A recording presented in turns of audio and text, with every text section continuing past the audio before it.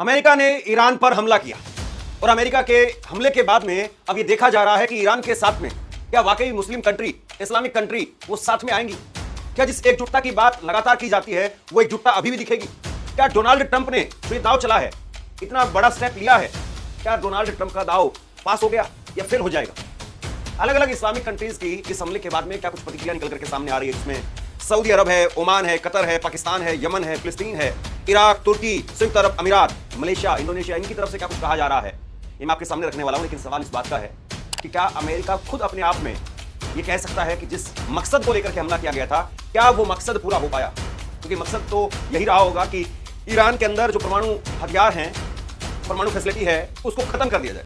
तो दोस्तों, आप सभी जैसा कि जानते हैं कि ईरान और इजराइल के जंग के बीच अब अमेरिका भी कूद पड़ा है और अमेरिका ने सीधा ईरान के ऊपर हमला कर दिया है। जी हां दोस्तों, आप सभी ने देखा है कि कल 2:30 बजे अमेरिका ने ईरान के ऊपर हमला किया है। आपको ये भी बताता हुआ चलूँ कि अमेरिका ने ईरान के 3 परमाणु ठिकानों पर हमला किया है। जहाँ पे न्यूक्लियर प्लांट थे वहाँ पे अमेरिका ने हमला किया है और इस सोच कर कि ईरान के जितने भी परमाणु है, जितने भी न्यूक्लियर प्लांट है, उनको पूरी तरह से बर्बाद किया जाए। तो दोस्तों, अब इस्लामिक देश जो है ईरान के समर्थन में आ चुके हैं। कौन कौन से इस्लामिक देश अब ईरान के समर्थन में आ चुके हैं, और आपको ये भी बताता हुआ चलूँ कि अब बहुत बड़ी जंग होने वाली है पूरी दुनिया में। यहाँ वर्ल्ड वार 3 भी के चांसेस बताए जा रहे हैं कि पूरी दुनिया में तीसरी आलमी जंग होने वाली है, क्योंकि अमेरिका, ईरान, इजराइल जो है आपस में ये लड़ रहे हैं। और इसी को देखते हुए अब ईरान के जितने भी समर्थक देश है, इस्लामिक देश है, वो भी ईरान के साथ आ चुके हैं। उन्होंने भी अनाउंसमेंट किया है। मैं आप लोगों को एक वीडियो क्लिप दिखाऊंगा, जिसे देखने के बाद आप सभी को इस पूरी जंग के बारे में मालूमात का, इस पूरी जंग के बारे में पता चलेगा। तो दोस्तों, आप सभी से मैं रिक्वेस्ट करना चाहूँगा, प्लीज़ इस वीडियो को ज़रूर लास्ट तक देखिए और जितना हो सके इस वीडियो को ज़्यादा से ज़्यादा शेयर ज़रूर कीजिए। तो आइए सबसे पहले ये वीडियो क्लिप देखें, फिर आगे बात करते हैं। अमेरिका ने ईरान पर हमला किया और अमेरिका के हमले के बाद में अब यह देखा जा रहा है कि ईरान के साथ में क्या वाकई मुस्लिम कंट्री, इस्लामिक कंट्री वो साथ में आएंगी? क्या जिस एकजुटता की बात लगातार की जाती है वो एकजुटता अभी भी दिखेगी? क्या डोनाल्ड ट्रंप ने जो ये दाव चला है, इतना बड़ा स्टेप लिया है, क्या डोनाल्ड ट्रंप का दाव पास हो गया या फेल हो जाएगा? अलग अलग इस्लामिक कंट्रीज की इस हमले के बाद में क्या कुछ प्रतिक्रिया निकल करके सामने आ रही है, जिसमें सऊदी अरब है, ओमान है, कतर है, पाकिस्तान है, यमन है, फिलिस्तीन है, इराक, तुर्की, संयुक्त अरब अमीरात, मलेशिया, इंडोनेशिया, इनकी तरफ से क्या कुछ कहा जा रहा है, ये मैं आपके सामने रखने वाला हूं। लेकिन सवाल इस बात का है कि क्या अमेरिका खुद अपने आप में ये कह सकता है कि जिस मकसद को लेकर के हमला किया गया था, क्या वो मकसद पूरा हो पाया? क्योंकि मकसद तो यही रहा होगा कि ईरान के अंदर जो परमाणु हथियार हैं, परमाणु फैसिलिटी है, उसको खत्म कर दिया जाए। लेकिन अभी तक कहीं पर भी रेडिएशन की खबर निकल करके सामने नहीं आ रही कि रेडिएशन का रिसाव कहीं पर हो रहा है। तो अगर रेडिएशन का कहीं पर नहीं हो रहा है तो इसका मतलब यह माना जा सकता है कि अमेरिका ने जो हमला किया वो हमला शायद कामयाब नहीं रहा, या फिर शायद ईरान ने हमले से पहले ही अपने परमाणु हथियारों को कहीं और शिफ्ट कर दिया। तो अमेरिका के हाथ क्या हमला करने के बाद भी खाली रहे? सवाल इस बात का भी है। और दूसरी तरफ ईरान के रवैये में कहीं से कोई कमी नजर नहीं आ रही है। ईरान अभी भी लगातार उसी तरीके से, उसी अंदाज में, उसी तीखेपन के साथ में इजराइल पर कहर बरपा रहा है और इजराइल अपने लोगों को कह रहा है कि आप सुरक्षित स्थानों पर चले जाइए। तो कुल मिलाकर के अगर आप देखें तो समझ में नहीं आ रहा है कि आखिरकार ये जंग किस तरफ जा रही है। ये जंग में अमेरिका ने कूद करके क्या गलती कर दी है या फायदा उनका हुआ है? क्या ट्रंप वो एक अपने आप को बहुत बड़ा ग्लोबल लीडर स्थापित कर पाएंगे इस जंग के सहारे, या ट्रंप की जो छवि थी उसकी भी धज्जियां उड़ जाएंगी? सवाल बहुत सारे हैं। खैर, सबसे पहले हम बात करते हैं कि इस्लामिक कंट्रीज की तरफ से इसको लेकर के क्या कुछ प्रतिक्रियाएं आ रही हैं और इसमें सबसे पहले सऊदी अरब ने क्या कहा है वो आप अपनी स्क्रीन पर देखिए। सऊदी अरब ने अमेरिकी हमलों पर गंभीर चिंता जताई है। विदेश मंत्रालय के बयान में कहा गया है कि ईरान के परमाणु ठिकानों को निशाना बनाना अत्यंत चिंताजनक है। उन्होंने सभी पक्षों से संयम बरतने और शांतिपूर्ण समाधान की अपील की है। यह रुख सऊदी की सतर्क कूटनीति को दर्शाता है, क्योंकि वह ईरान के साथ में तनाव कम करने की कोशिश कर रहा है। तो सऊदी अरब ने बहुत मिली जुली सी प्रतिक्रिया दी है। ऐसा नहीं है कि ट्रंप पर, अमेरिका पर कोई तीखा हमला किया है। सऊदी अरब यही कह रहा है कि सब लोग मिलकर के समाधान शांति के साथ में निकालें। अब यही जो है वो इस वक्त में एक बड़ी परीक्षा भी है। क्या इस्लामिक कंट्री अपने अपने हितों को ध्यान में रखते हुए और इस वक्त में ईरान के साथ में मजबूती से खड़े भी होंगे या नहीं, या सब जो है वो अपनी अपनी बारी का इंतजार करेंगे? और अभी ईरान पर जब हमला हुआ है तो बाकी लोग देख करके खामोशी बरतेंगे?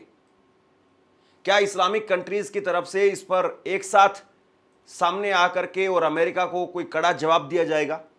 ठीक है, आप मिसाइलों के जरिए आप युद्ध में शामिल होकर के इसका जवाब नहीं देना चाहते हैं, लेकिन कूटनीतिक तौर पर तो सही, क्या अमेरिका को जवाब दिया जाएगा या सब कुछ बस खामोशी की चादर में लिपटा दिया गया है? कतर की तरफ से कहा गया, कतर ने हमलों को लेकर के गंभीर परिणामों की आशंका जताई।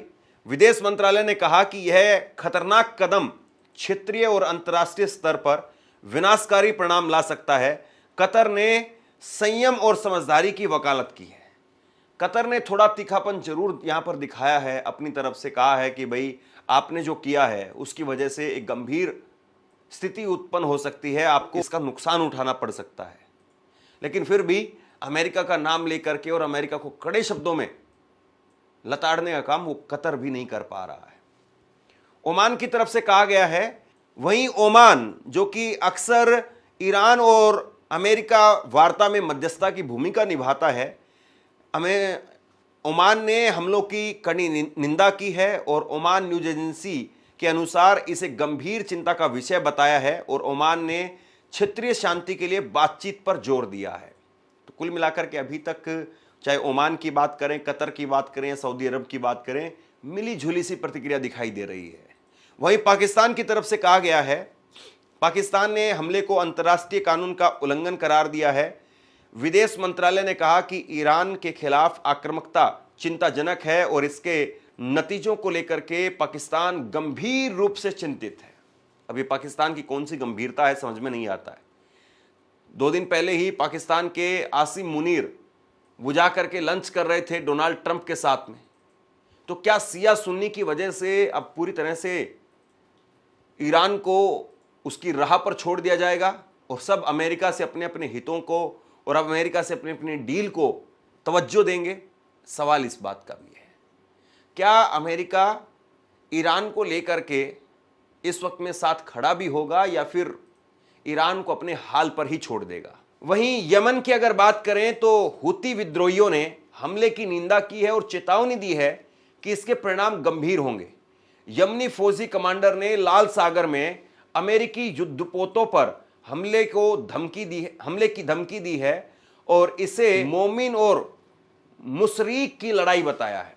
सबसे कड़ी प्रतिक्रिया जो इसमें निकल करके सामने आई है वो यमन की तरफ से निकल करके आई है और यमन ने कहा है कि आप लाल सागर को छोड़ दें। लाल सागर में, रेड सी में हम हमले करेंगे और अगर जो कुछ होता है उसका वो जिम्मेदार होगा। अमेरिका को तगड़ी फटकार अगर किसी ने लगाई है इसमें तो हुती विद्रोहियों ने यमन की तरफ से जो है वो इसमें तीखी प्रतिक्रिया निकल करके सामने आई है। फिलिस्तीन की बात करें तो फिलिस्तीन में हमास ने अमेरिका की खुलेआम आक्रामकता की कड़ी निंदा की है और उन्होंने ईरान के आत्मरक्षा के अधिकार का समर्थन किया है। अरब व इस्लामिक देशों से एकजुट होने का आह्वान किया। तो हमास वो कह रहा है कि इस वक्त में जरूरी है कि सब साथ में आए, सब साथ में आएंगे तभी जो है बचाव हो पाएगा, वरना एक एक करके अमेरिका सबको निशाना बनाएगा। और ये बात इस्लामिक देशों को, अरब कंट्रीज़ को समझनी चाहिए कि क्या एक एक करके बेड़े में से मुर्गियों को निकाल करके काटा जाएगा। ये शब्द हो सकता है थोड़ा सा आपत्तिजनक लगे, लेकिन और दूसरा कोई उदाहरण आपको इसका उचित लगता हो तो बताइए। अमेरिका इस वक्त में ऐसा लग रहा है कि अरब देशों में भी जिसको साथ में रखना है उसको साथ में रख रहा है और जिसको साथ में नहीं रखना है उसके ऊपर हमले भी। अब से कुछ दिनों पहले ही जब भारत और पाकिस्तान की लड़ाई हुई थी उससे कुछ वक्त पहले डोनाल्ड ट्रंप वो सऊदी अरब जाते हैं, उनको एक 3400 करोड़ रुपए का हवाई जहाज गिफ्ट किया जाता है। तो क्या अब सऊदी अरब की तरफ से, यूएई की तरफ से अमेरिका को ईरान के साथ में जिस प्रकार का व्यवहार किया जा रहा है उस पर भी कड़ा संदेश जाएगा? सवाल इस बात का है। इराक ने आधिकारिक तौर पर तो कुछ स्पष्ट बयान नहीं दिया है, लेकिन ईरान समर्थित शिया मिलिशिया समूहों ने हमले की निंदा की है और ईरान ने संकेत दिया है कि वह इराक में अमेरिकी ठिकानों को निशाना बना सकता है। तो इराक जो कि अमेरिका का शिकार रह चुका है, इराक जरूर जो है वो इस वक्त में ईरान के साथ में खड़े होने की बात कर रहा है और ये भी कहा जा रहा है कि अमेरिकी ठिकानों पर, अमेरिकी सैन्य ठिकानों पर इराक हमले भी कर सकता है। अब यही जो है वो इस वक्त में स्थिति बताई जा रही है कि ईरान के पास में भी दो ही रास्ते। तो जी हाँ दोस्तों, आप लोगों ने वीडियो क्लिप देखी और सारी बातें आप लोगों ने सुनी हैं। उम्मीद करते हैं कि आप लोगों को ये वीडियो पसंद आई होंगी। तो इस वीडियो को लाइक कीजिए, शेयर कीजिए और अगर आप लोगों ने हमारे इस चैनल को सब्सक्राइब नहीं किया है तो इस चैनल को सब्सक्राइब ज़रूर कीजिए, बेल आइकन को दबाइए ताकि आने वाली हर वीडियो की नोटिफिकेशन आपको इसी तरह से मिल सके। तो चलिए दोस्तों, अगली वीडियो में मिलते हैं, जब तक अपना ख्याल रखिए। शुक्रिया।